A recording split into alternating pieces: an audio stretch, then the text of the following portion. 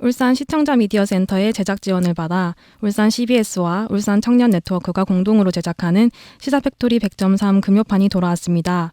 라디오 주파수 FM 100.3으로 방송된 이 내용은 팟빵과 유튜브에서 나울통을 검색해 다시 들으실 수 있습니다.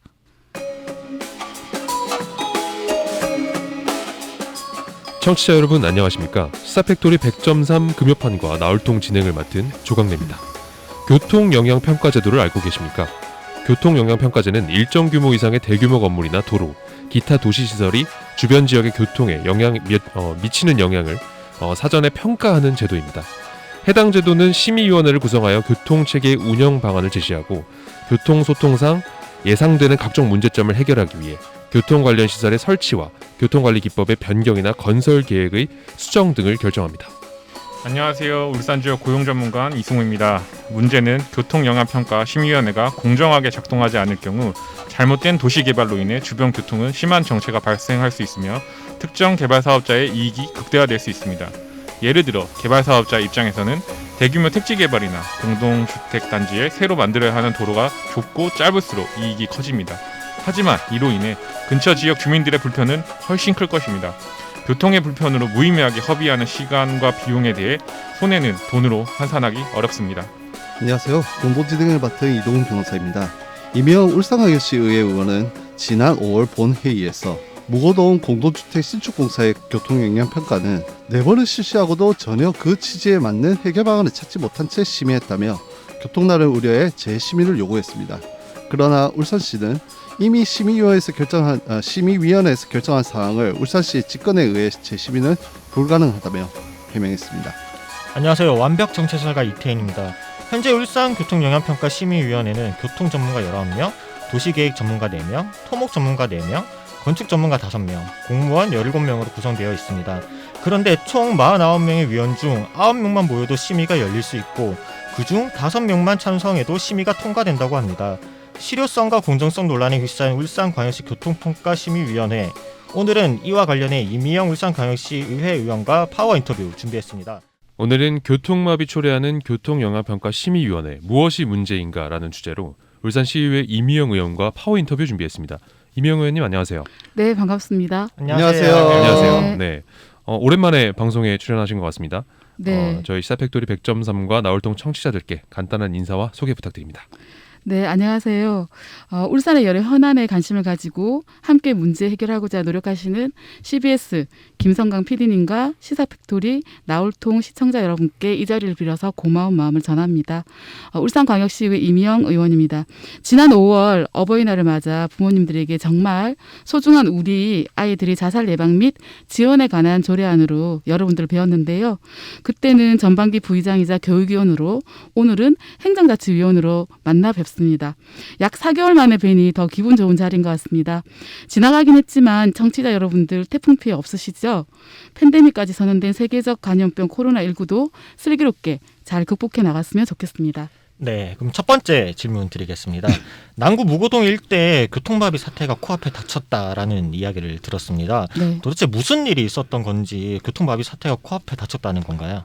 네, 우선 무고동 재개발 공동주택 교통 문제에 관심 가져주셔서 진심으로 감사드리고요. 네. 오랫동안 무고시장 근처 주택의 재개발이 진행되고 있고요. 네. 지난해 5월부터 교통영향평가가 실시되었습니다. 아시다시피 교통영향평가는 각종 개발 사업의 시행에 따라 발생하는 교통량이나 흐름, 변화 및 교통안전에 미치는 영향을 조사, 예측, 평가하고 그와 관련된 각종 문제점을 최소화할 수 있는 방안을 마련하는 것이에요. 네.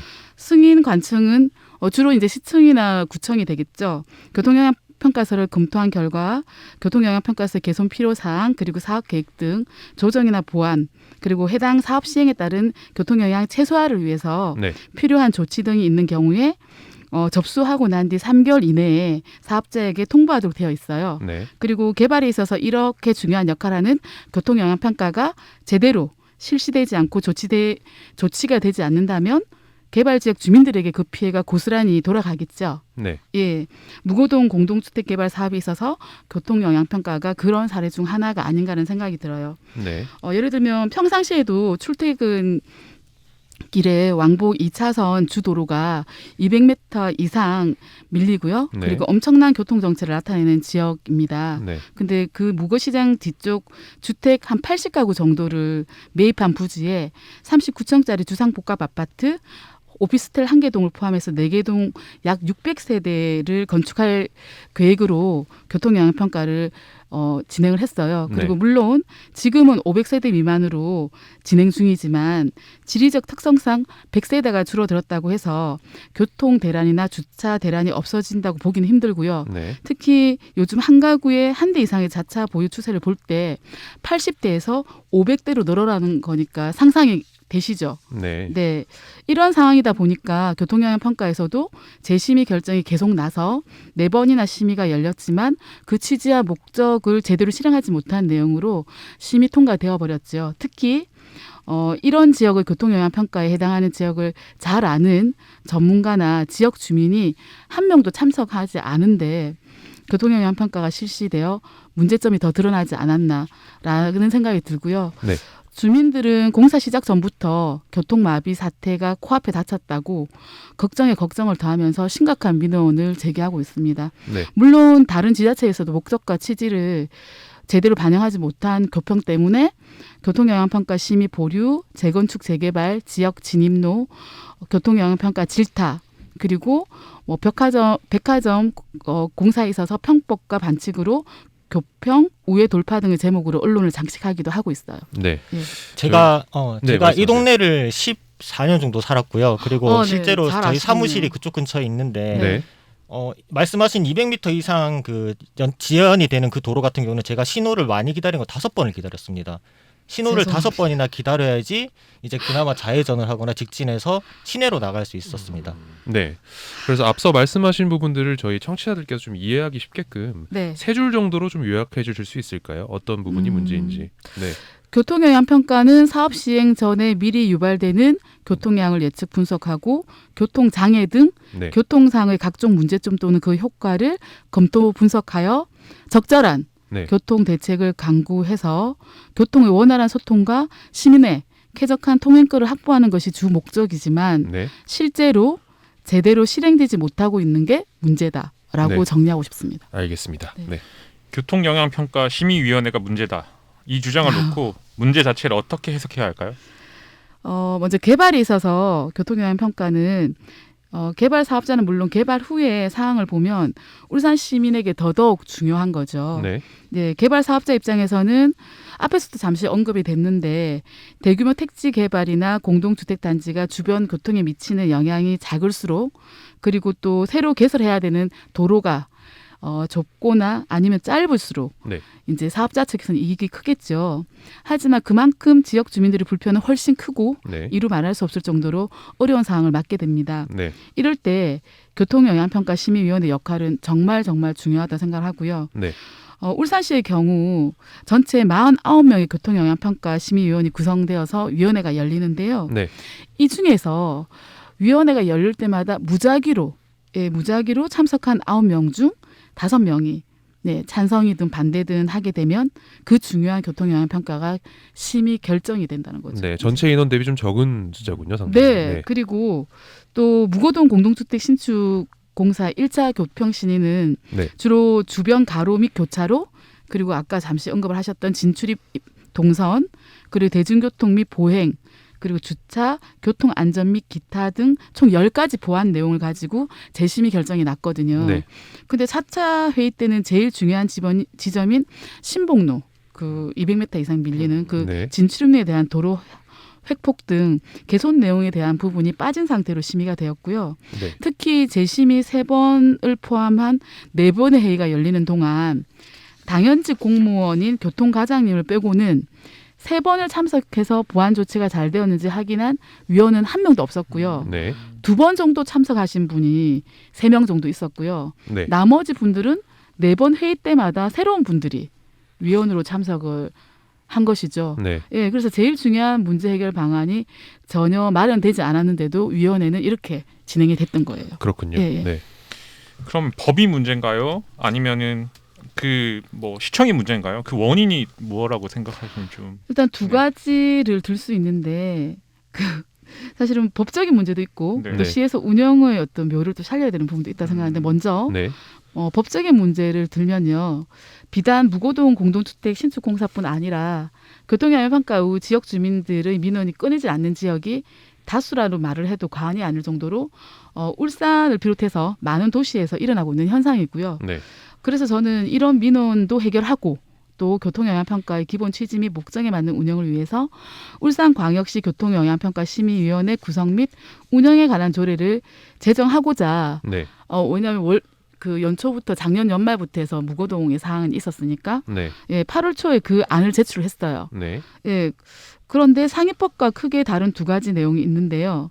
첫째는 교통 정체나 주차 문제 등 교통에 영향을 줄 것을 예상해서 보완토로 조치 요구하는 재심의 요구가 될 경우 재심의 요구 당시 위원들 중에서 50% 이상의 인원은 재심의 때도 꼭 참석해서 보완이 제대로 되었는지 점검하도록 하는 거 하고요. 네. 그다음 둘째, 해당 지역 현황을 잘 아는 주민 대표나 시의원들도 위원으로 참석해서 심의를 할 수 있도록 해서 그 조례안을 제출을 했는데 담당 부서에서 어떤 답변이 왔냐면 도시교통정비촉진법 제19조 2항을 들어서 교통영향평가심의위원회 구성과 운영에 필요한 사항은 대통령령으로 정한다면서 조례 제정을 재검토해달라는 요청이 왔어요. 그렇군요. 예, 네. 그래서 각 지역마다 차이도 있고 특징이 있는데 하필 중요한 역할을 해야 하는 심의위원회 구성과 운영을 대통령령으로 정해져 있는 중앙상위법은 네.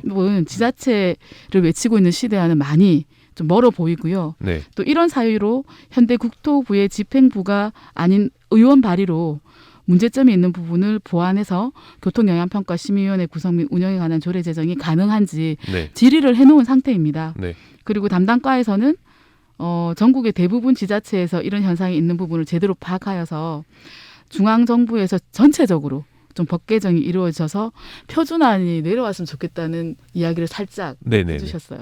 표준안이 내려왔으면 좋겠다는 네, 이야기를. 담당과에서는요. 그렇군요. 이 네. 문제에 대해서 그 국토위에 있는 중구 박선미 의원하고도 논의는 해보셨나요? 지금 의원님들이 회기 중이라서 좀 바쁘셔가지고 따로 소통은 못했습니다. 네. 그 방금 이제 법적인 문제를 들었고 네네. 그 교통영향평가 심의위원회의 엉터리 심의 문제는 법적인 문제만은 아니라고 말씀을 하셨던 것 같아요. 네네네. 그 울산시청 담당과의 교평위 운영 문제를 개선하려면 어떻게 해야 될까요? 앞서도 말씀드렸듯이 법 개정은 개정된 후의 일이고요. 네. 현재 시행하고 있는 울산광역시 교통영향평가위원회라도 좀 제대로 운영되길 바랍니다. 5분 자유 발언에서도 교통영향평가 재심의를 이제 무고동 부분에서 했었는데 네네네. 위원회 구성 및 운영 조례안을 제출하니까 담당과에서도 많은 관심을 주시고 이제 네. 그 뒤로 소통을 좀 하게 됐어요. 그렇군요. 예, 네. 그러면서 핵심은 문제 제기한 부분에 대해서 충분히 공감한다는 거였고요. 네. 제가 이제 두 가지 문제 제기를 했잖아요. 그래서 그렇죠. 상위법 개정이나 조례가 제정되지 않더라도 네. 해당 지역을 잘 아는 주민 대표나 시의원을 위원으로 위촉하는 것과 네. 그리고 재심의 요구 시 재심의 요구 위원 과반수 이상은 회의에 지속 참석을 하도록 네. 일단 운영세칙을 만들어서 문제 해결에 함께 나서겠다는 것이었고요. 하지만 운영세칙을 위한 회의도 그러니까 의회가 주체가 아니라 교통영향평가위원회에서 진행하고 또 의회 따로 심의를 받거나 공유되도록 되어 있지 않기 때문에 네. 운영세칙 변경 등 다른 변화가 있어도 의원들은 모르고 넘어갈 수가 있고요. 네. 또 정권에 따라서 충분히 바뀔 수 있는 변수가 있어서 네. 국토부의 답변을 보고 최대한 조례로 제정해서 운영하는 것이 확실한 개선이 될 것이라고 생각합니다. 네. 네. 이 위원회가 공개적으로 운영이 안 된다고 이야기를 들었어요. 그 이유가 무엇인가요? 보통 자문위원회보다 네. 이제 교통영향평가 심의위원회거든요. 그렇죠. 실제로. 네. 그래서 심의위원회는 의결 기능이 있다 보니까 네. 비공개적인 개념이 좀 많은 것 같습니다. 그래서 네. 이권이 관계된 사람들과 결합이 되면 제대로 된 심의가 어렵기 때문에 네. 그런 걸 충분히 예상할 수 있잖아요. 네. 그래서 특히 위원회 명단 등 개인 정보와 관련돼 있어서 공개가 안 되는 부분들이 네. 좀 비일비재한 것 같습니다. 그렇군요. 오히려 그 네. 공개가 안 되면은 그 일반 시민들이 감시하기가 어려울 것 같은데 굳이 뭐 어떻게 빈대를 잡으려다가 초가상가를 태우는 꼴도 될 수 있을 것 같은데 왜 비공개로 진행을 하는 건지 제가 좀 알 수가 없네요. 보통 심의위원회 같은 경우는 저희 이제 의원들이 제출 요구를 할 때는 웬만큼 공유를 해주는데 일반인들한테는 조금 전에 말씀드렸듯이 심의위원회 명단도 그러니까 뭐 회의 내용은 기본적인 거지만 근데 네.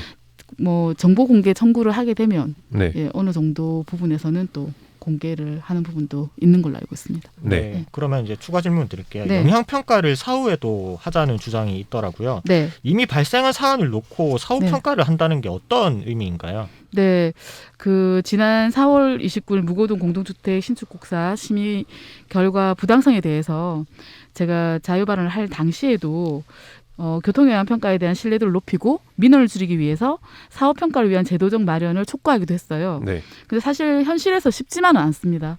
네, 사후평가제도 이야기가 나온 지 벌써 수년이 지났음에도 불구하고 네. 실행되지 않는 걸 보면 네. 근데 교통영향평가 분석 개선 대책을 수립하고 네. 또 준공된 건축물은 그렇지 아니한 건축물에 비해서 사실은 교통 소통 및 안전 측면에서 훨씬 양호한 상태를 보이는 건 맞지만 이번 무고동 같이 건축물의 잘못된 뭐 수요 예측이나 네. 아니면 의외의 건물 활성화나 네. 또 주변 지역의 난개발 등 건축한 후에 교통상의 문제를 나타내는 경우가 있어요. 네. 그러니까 이러한 건축물의 경우에는 주변 지역 주민들이 나 아니면 그 교통 운전자들에게 많은 민원이 대상이 되는데 해당 관할 관청에서도 이를 해결하기 위해서 특별한 개선 대책이 없지만 사후평가 제도는 상계 문제를 해결하기 위해서 도입하는 게 제일 큰 취지고요. 네. 예, 그래서 일단 그런 그 예측이 잘못된 것들이 드러나게 되면 네. 거기에 대해서 네. 그 사업자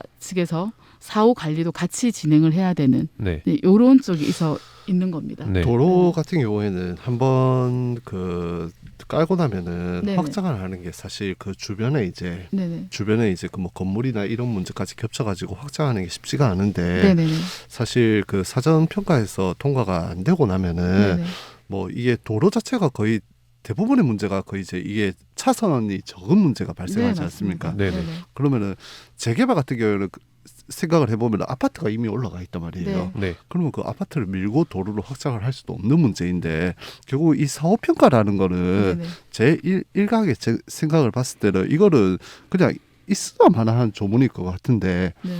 그 의원님께서 여기 대해서 어떻게 생각을 하시는지. 일단 그 사후 관리가 아니라 사후 평가이기 때문에 평가하고 나서도 예를 들면 본인들이 그러니까 예를 들면 결국은 우리가 그러잖아요. 공사를 할 때 한꺼번에 하는 게 예산이 조금 적지 두 번 공사를 하게 되면 예산이 그만큼 늘어나는 거거든요. 네. 그러면 실제 교통영향 평가를 처음 할 때도 더 철저하게 교통영향 평가를 진행하게 되는 의미가 바로 사후평가 제도가 네. 아닐까. 네. 왜냐하면 공사하는 측 사업자 입장에서 사후평가 제도까지 받는다고 하면 공사할 때 차라리 좀 더 예산이 들더라도 이제 철저하게 교통영향 평가를 해서 거기에 맞는 이제 보완책을 마련해놓고 공사를 할 텐데 공사 끝나고 나서 당신들이 한 평가가 잘못됐더라. 그러니까 도로 개설이라든지 아니면 시설물을 새로 변경을 하라고 하는 게 사업자 측에 해당이 되는 거거든요. 네네. 그럼 사업자들은 새롭게 또 공사를 해야 되니까 훨씬 많은 예산이 들어가잖아요. 그러니까 그런 네. 효과를 누릴 수 있다고 생각합니다.